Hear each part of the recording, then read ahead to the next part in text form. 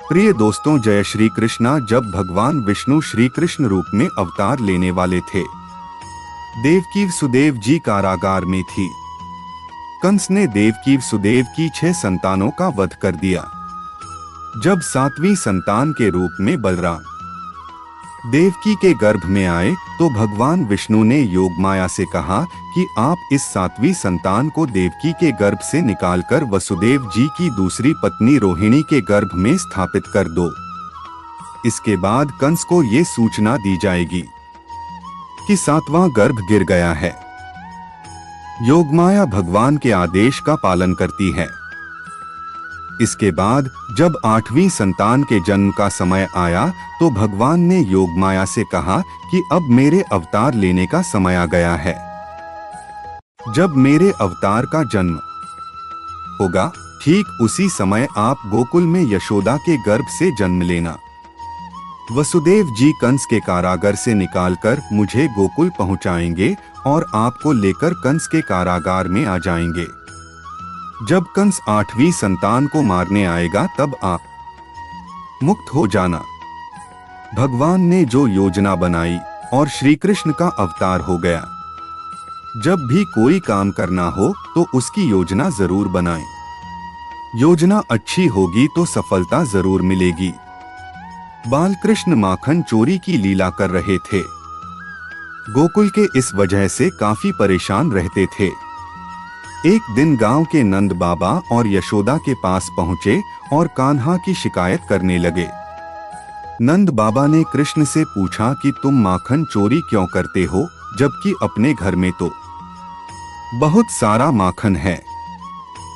कृष्ण ने कहा कि आप लोग मेहनत से दूध, दही, घी, माखन तैयार करते हैं और फिर ये चीजें कर के रूप में दुष्ट कंस को सारा माखन देती हैं और इसलिए गांव के बच्चों को माखन नहीं मिलता है। आपके इस काम से कंस की ताकत लगातार बढ़ रही है।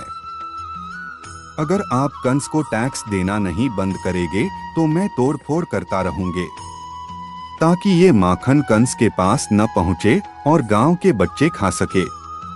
द्वारका में एक सूर्य भक्त था, सत्राजित। उसे सूर्य देव ने स्यमंतक नाम की चमत्कारी मणि प्रदान की। ये मणि रोज 20 तोला सोना देती थी। एक दिन श्री कृष्ण ने सत्राजित से कहा कि आप ये मणि राजकोष में देंगे तो इससे मिले धन से प्रजा की अच्छी देखभाल कर पाएंगे। सत्राजित ने श्री कृष्ण को मणि देने से इनकार कर दिया। इस घटना के कुछ दिन बाद सत्राजित के भाई प्रसेनजित ने मणि चुराई। प्रसेनजित मणि लेकर जंगल में भाग गया। जंगल में एक शेर ने प्रसेनजित को मार के खा लिया। मणि जंगल में ही गिर गई।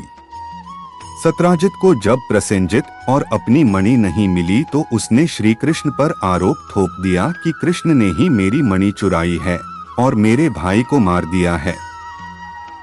श्री कृष्ण पर चोरी और हत्या का आरोप लगा दिया। श्री कृष्ण ने उस समय क्रोध नहीं किया, धैर्य बनाए रखा और इस आरोप को गलत साबित करने के लिए जंगल की ओर निकल पड़े। जंगल में श्री कृष्ण को शेर के पैरों के निशान दिखाई दिए और निशान के पास हड्डियों भी पड़ी।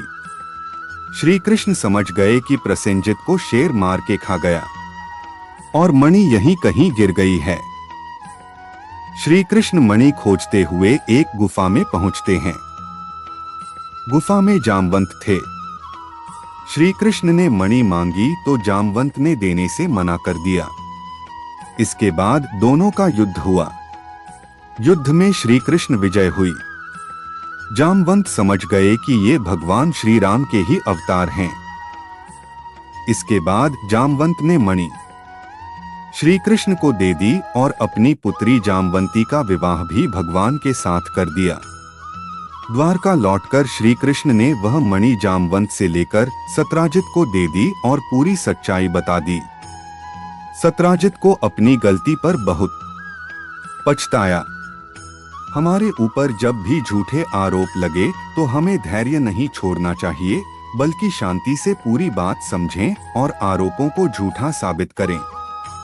महाभारत युद्ध में अर्जुन और कर्ण आमने सामने थे। दोनों दिव्य अस्त्र शस्त्रों से लड़ रहे थे।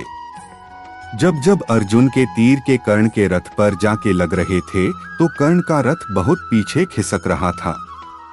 दूसरी तरफ जब जब कर्ण के तीर अर्जुन के रथ पर लगते तो उसका रथ थोड़ा सा ही पीछे खिसकता था। ये देखकर अर्जुन को घमंड हो गया कि उसके बाणों में ज्यादा शक्ति है। अर्जुन ने ये बात श्री कृष्ण से कही तो भगवान ने कहा कि तुम्हारे बाणों से ज्यादा शक्ति कर्ण के बाणों में है। भगवान की बात सुनकर अर्जुन ने कहा कि ये कैसे संभव है, अपना रथ तो थोड़ा सा ही पीछे खिसक रहा है। श्री कृष्ण ने कहा कि तुम्हारे रथ पर मैं स्वयं बैठा हूँ, ऊपर ध्वजा पर हनुमान जी बैठे हैं, तुम्हारे रथ के पहिए को दो शेषनाग पकड़कर रखा है। इतना होने के बाद भी कर्ण के बाण के ये रथ पीछे खिसक रहा है तो इसका मतलब है कि उसके बाणों में ज्यादा शक्ति है। ये बात सुनकर अर्जुन को अपनी गलती को समझ गए और उसका घमंड टूट गया। श्री कृष्ण ने अर्जुन को सीख दी है कि कभी अपनी शक्ति का घमंड न करें और शत्रु को कमजोर न समझें।